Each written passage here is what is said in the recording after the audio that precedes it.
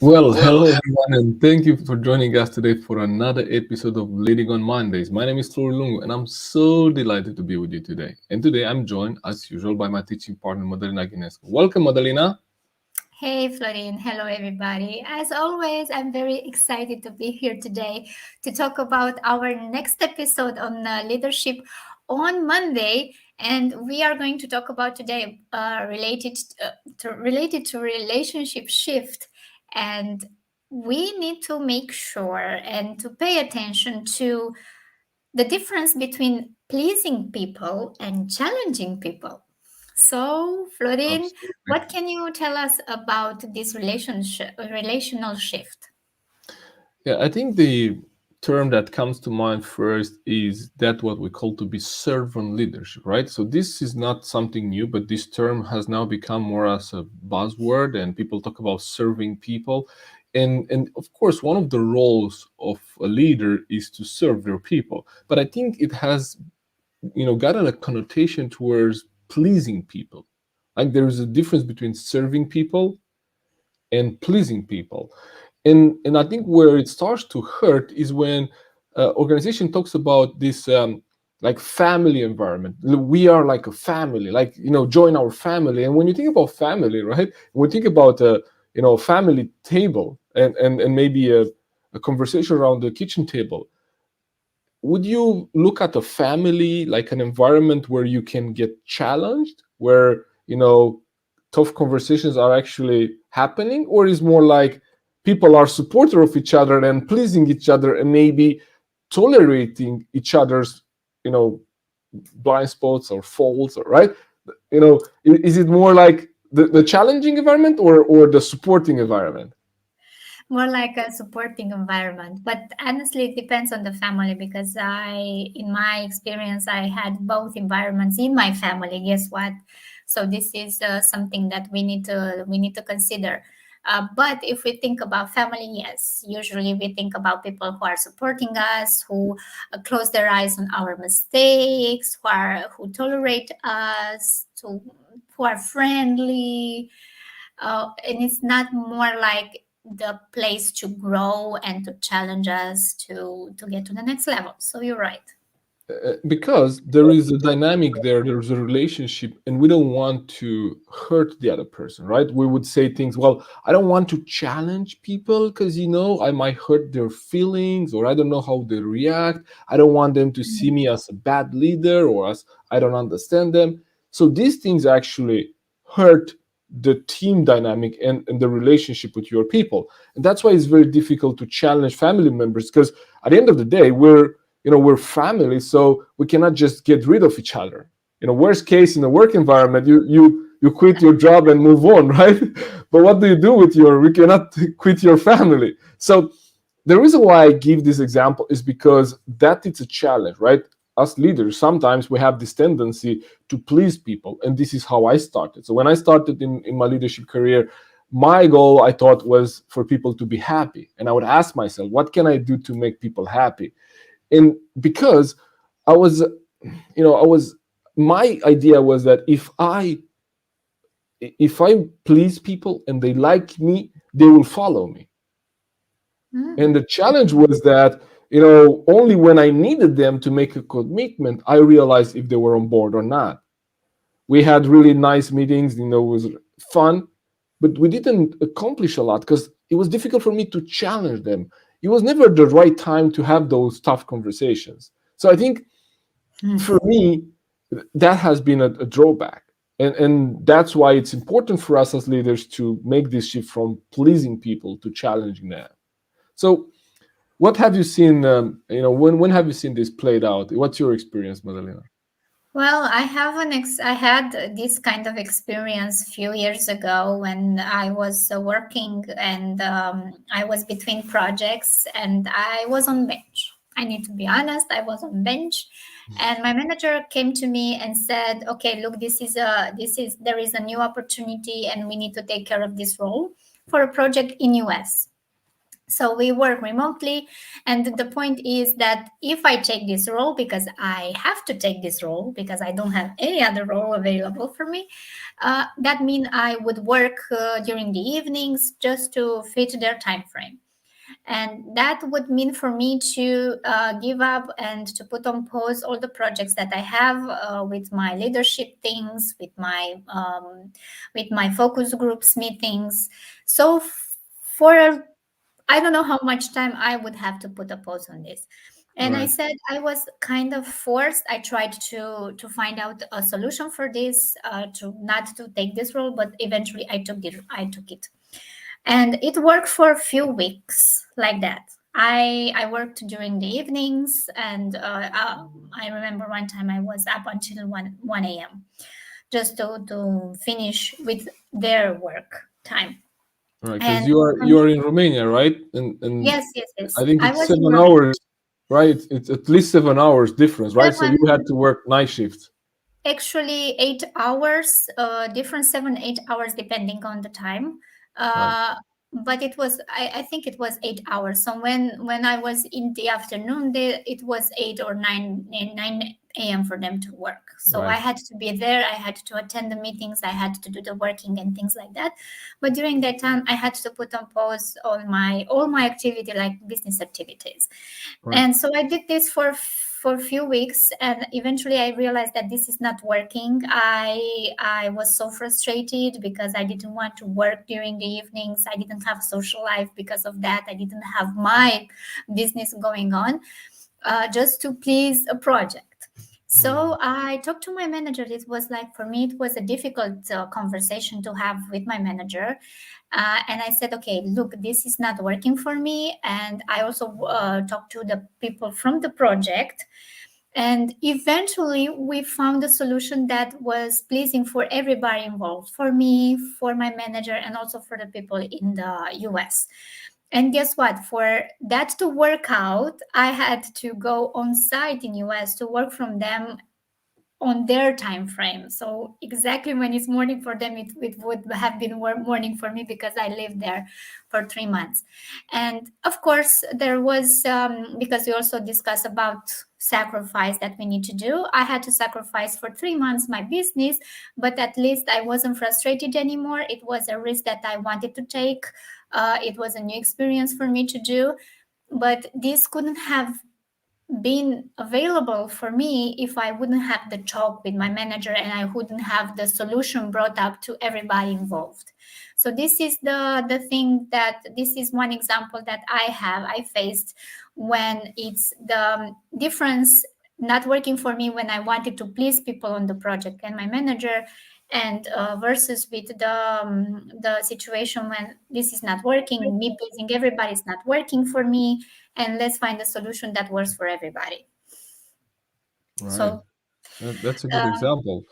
yeah, thank you. And just saying yes to that to please your manager and the team, it was just a short-term solution. You knew at the end of the day Oh, there were some sacrifices to make, right? So that's yeah, why, right, that's why I think at the end of the day it turned out that challenging that situation and looking for different things, and different ways out, or different solutions have been the long-term solution. So thank you for sharing, thank you for sharing that.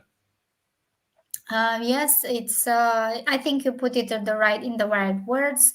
It's on a short term, so everybody should know about this. If you please people, it won't go a long way. But even so, I see a lot of people. I also did it in the past. I'm still doing with some other people in the present, with me trying to please people. But let me ask you one question. Why do you think people don't do this kind of shift to go from pleasing people to challenging people? Why don't they shift? I think it's because, facing people and challenging people, it's tough and it's uncomfortable.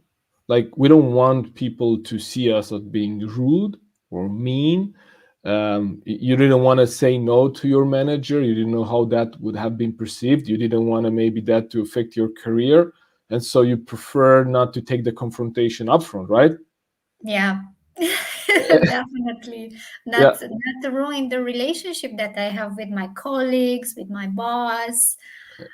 So also it's related to relationships not being ruined, but it's only in our mind. Only we think that it might be ruined. exactly. And think about that. If you think about relationships and trusting people, wouldn't you prefer someone to be, honest with you and tell you upfront about the situation rather than saying yes and then not being on board or not delivering it, right? Well, yes, that it's if I look at me and if you are looking at yourselves, ask you this question exactly as Florin said. Would you like people to come to you and be sincere with you related to this situation or not? And I will be very honest and say to you, yes, I would rather have people to tell me straight in my face and to be very sincere about some situation than to tag along with it and realize that eventually that is not working, and me actually me believing that the thing will be done or everything is fine, right? Everything is fine, Yeah, but at the main core is not fine. So yeah, I would rather have people say to me to my face, look, this is not working, than yeah. doing the other way around. And let me say something. This is part of your personality and the way you want to receive that feedback, Yes. the way you Yeah. want to receive. Not everyone. If we discuss and we both know about the, at least in our Maxwell method of disc reports, we have at least those four main personalities, right, in the disc method. But we know there are 32 different combinations of those, and we know that there are some introverted, people oriented personalities, but also introverted, task oriented personalities. And these introverted people will not be upfront. They will maybe agree outwardly to kind of just escape the moment because they don't want to be challenged right there. But inwardly, at their core, they might not agree with you. So, as a Mm. leader, if we have, and the majority statistically is, blue, green, or CS personality, right? They are more than 67% of the population. So it's impossible for us not to have those kind of members in our team. But what I'm saying is that it's uncomfortable to challenge people. It's uncomfortable. That's why we believe that if we make people happy, and if we please them, they're gonna follow us. And that's not true. Just recently, I saw a quote on LinkedIn, someone saying that a fun environment, it doesn't mean company culture.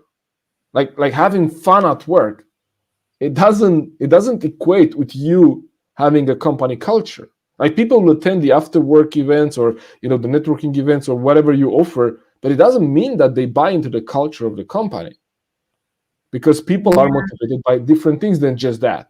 So what I've done in the beginning, because I didn't know how to lead people, I just tried to please people, and I was wondering what can I do to make people happy. And my question was, are people happy, right? How do people feel?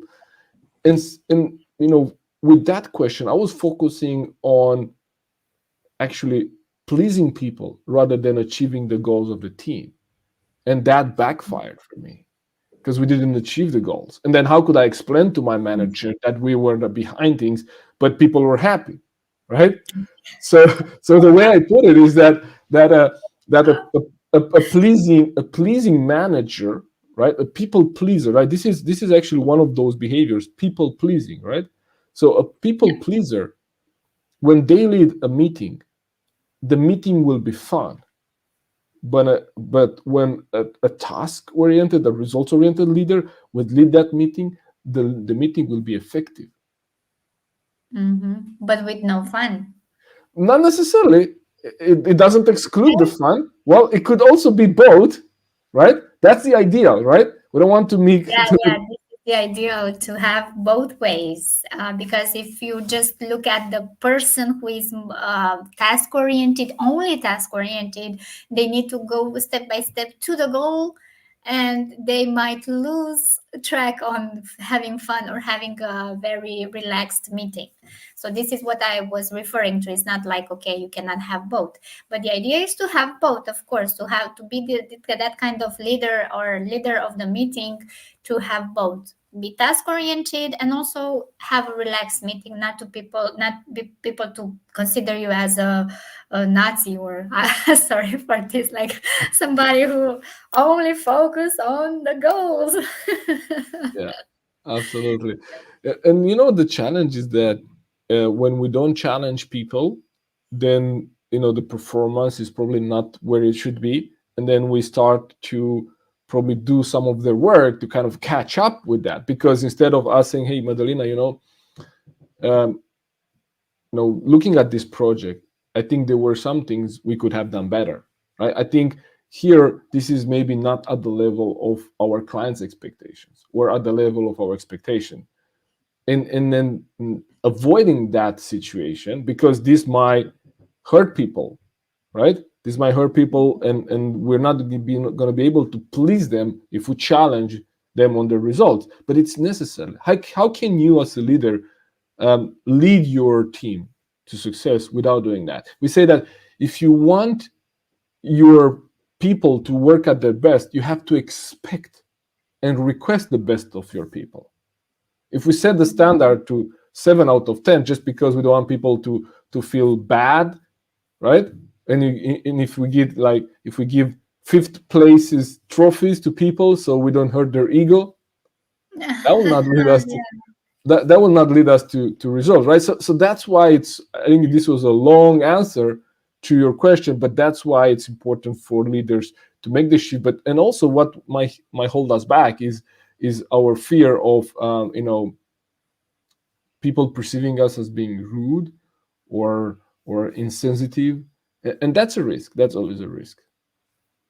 Yeah. I think you also put it in the right words because many of us, I think I think we'd like to please people because we don't know how to challenge them in the right way. Mm. I think this is, I just thought of this. Hmm. We don't know how to challenge people in the right way. So we keep this kind of supportive environment and still help them to extend what what is their comfort zone at the moment. So I think this is one thing people should consider. So you as leaders should consider, how can we challenge people in the right way so we don't end up pleasing people and we lose track on the objectives. So what you're saying is that we should create a supportive environment, but also challenge people, right? Not just Yes, mm. we can think of, because you mentioned at the beginning, you mentioned the family environment, which Hmm. is the friendly environment, and you are not that challenged. Imagine if if we start with this example in mind, what happens in a family? And we both read about John Maxwell's family and John Maxwell's kind of dinner discussions. Their parents had this kind of supportive environment, but they still challenge their children to read something, to come up with ideas. So it depends. So this is one example where you can relate to as a leader in our situation. Just keep this in mind. When people feel they're in a supportive environment, like in a family, but pay attention to what we said, you shouldn't be like a family and that's it. So remember, if you are in the supportive environment like a family, and you challenge people in the right way, when you challenge them, okay, you need to, not you need to, but like a father of Maxwell said, what did you read today? What did you read today? Sorry, what did you read today? What did you find out today? What did you try and failed? If Right. you come and say, okay, I failed at this, I wanted to do that, I find out this, I want to go and pursue that kind of situation. If you feel you are in a supportive environment, you are more eager to do the risk, to take the risk and to do new things because you are in a supportive environment and you are still challenged to go to the next level, but you're still in, let's say, a safe situation, a safe environment where you can make mistakes. But if Right. you make just mistakes and people are very friendly, then you won't learn anything and you will do the same mistakes over and over again. And definitely you want to achieve the goals. Absolutely. Yeah, that's a good perspective. So what have you seen as the benefits in some, like when leaders actually make this shift and start challenging people? What will be some of the benefits that they will start seeing? First of all, it will be the leadership status extension, because once you still show people that you care about them and you still challenge them in this kind of premises, Hmm. then you will be even more seen as a great leader because you help them to go to the next level and you challenge them, but you still offer them support in whatever kind they need. So Right. that would So, be so one. your Yeah. leadership expands, right? Yes, your leadership expands Right. definitely, Yeah. regardless on the opposite side. If you're pleasing people, you are a leader and you please people more and more. Come on, people will notice that you're a people pleaser. And who wants to follow a people pleaser? Who wants to follow? Definitely, it won't be a good leadership status for you. Yeah. That's so true. Yeah.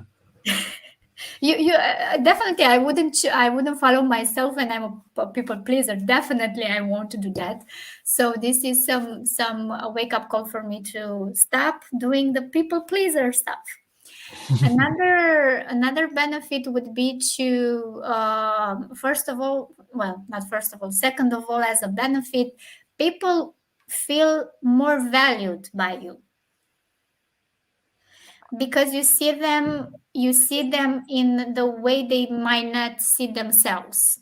You see them with their potential, you see them with their greatness, and you are there to at least to paint the picture of their greatness. Okay, I know you can do this, I know you can do a better job than what you have already done, and I know that you can do that. So whenever you have this kind of situation and discussion, like a difficult discussion with people, show them that they are valued and show them that you care, and also challenge them at the same time.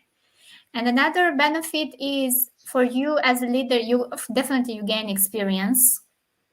The more you have this kind of these difficult discussions with them, you are in different contexts with different people. You know how to challenge them. You it's like try and fail and analyze, and try fail analyze, try fail analyze. So the more you do this, the better you become with this experience. And definitely if you do everything like we mentioned, and of course many others as you can think of yourselves, you gain respect. Mm. Definitely you will gain respect if you care about people, if you challenge them and you support them and you see the real potential in them instead of being just a people pleaser. Yeah, I think you those are so good, and yeah, I can see how that has started to show up when I started to make the shift, because I thought that if I please people, they will follow me and that will be enough and will be like a family. And actually, I saw some people that probably didn't want to challenge me directly, but they thought about me that I'm not so good as a leader because I didn't Oh, challenge them. They knew. I mean, you know when you have done less than your ideal performance, you know that, right? I mean, yeah. let's be honest, we all know. And when someone say, well, that's okay, Madalina, oh, that was fine, how do you feel? Well, to be honest, I feel I can do it again. Well, on one side, yes, but you can do it again, and you know it was not your ideal performance, right? Yeah, So definitely. so so you know that you have permission to do less than your best To be on one side, right? mediocre. Yeah, But it's but like also you know that, well, you're not being honest with me, because we both know that we I could have done better, right? Oh, yes, definitely. Yes, I know. I know. I was thinking about that. Yes. So I don't think that the person in front of me is very honest with me. Yeah. Good Exactly. point. Good point. Exactly. So I think, when I look at this, and what can we do actually to become better at challenging people rather than pleasing them, is to the first of all, I'll look at, we should value people as much as we value. So if we see people, as you said, John Maxwell has this metaphor of putting a 10 on each person's head, right? And 10 being like, I'm expecting of you, and I hope and I support you to deliver a 10 out of 10, right? And when I have that Mhm. expectation of you, and I hope, and I help you with that, then it means I value you. And when I value you, well, I'm not just gonna please you. I'll challenge you, because I know, even if this might hurt right now, it will help you on the long term. It's Yeah. like it's like it's like helping a little child that tries to start walking, and standing up, and first standing up and say, hey, no, I'm gonna hold your hand, I'm gonna keep you, or like buying them a tool, or something that they could just walk without help, like you're disabling them rather than enabling them to learn to do it, right? So Yeah, that's, because they get artificial help instead yeah, of so real help. exactly. So we don't want to do that for people. But if we value people, then we're gonna challenge them, and we're gonna add value to them, because we value them. And when we value ourselves, we also value other people. Another thing is that, um, if we set expectation up front, and people know what to expect, it makes it much easier for us to then challenge people later. The challenge is that if we have not set clear expectation of the project goals and objectives, and what do we want to achieve here, what's your role, what's my role, then it's very difficult for us to challenge people, because they will compare with the goal.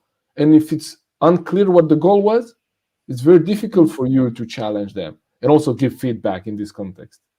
Mhm. Yeah, good point. And Yeah. also, some of the hard questions that we need to ask ourselves first, like when we the reason why I was pleasing people was that I was not willing to ask myself some of the questions that will come in those conversations. And one of the recent examples that I have right now is that, Florina, my wife, and I had a conversation a few months ago. She was pregnant, and she was to deliver our son. And one of the tough conversations we had to have is, okay, what would I do, because I was the kind of the caregiver for her in the hospital. When you go in the hospital and she's maybe under anesthesia or stuff like that, she they will look at me, Florin, okay, what do we do now? And so we had to discuss about what I'm gonna say and what I'm gonna do if they ask me, Florin, now we have a really tough situation, you have to choose between her and your son. That was Mhm. really scary. And I had Oh. to, and I said, well, without even blinking, I'm going to choose you, because we could always have another baby. But if I lose you, we cannot have another baby. But we had this conversation long before we were in the situation where we needed to have that decision. So, Wow. so if you as a leader ask yourself these things and say, hey, what, how would Madalina going to react to this? And if I challenge her, what's going to happen? And if you're okay with that and ask yourself that before, then it's much easier to deal with the Mhm. situation when it's there. So I think these are some things. And when we have these kind of conversations, the tough conversation with our people, I think we need to do it right. In other words, we need to separate the the practice, what people do, from the person. In other words, we need Mhm. to talk about the situation rather than the person. We're not gonna say, Madalina, you failed here, or you should be doing this or you should be doing that. We're looking at the situation. When we look at this project, right, were there some things that we could have done differently, right? Mhm. and, Mhm. and, and having that conversation two ways, where we confirm with the person, like, here is what I'm hearing you say. is this. Is that right? Am I getting you right? You know, because you Yeah. want to make sure that you got right what you heard. So these are just a few things that we could actually do and implement to become better, at challenging people rather than pleasing them. Wow. Yeah, I am so happy that we shared this topic together related to leadership today. And we are looking forward with our next topic, which is maintaining to creating or the abundance shift. So stay Absolutely. tuned. I look forward to that episode. Thank you for tuning in today. Take care. See you soon. Take Bye, care. Bye bye. everybody.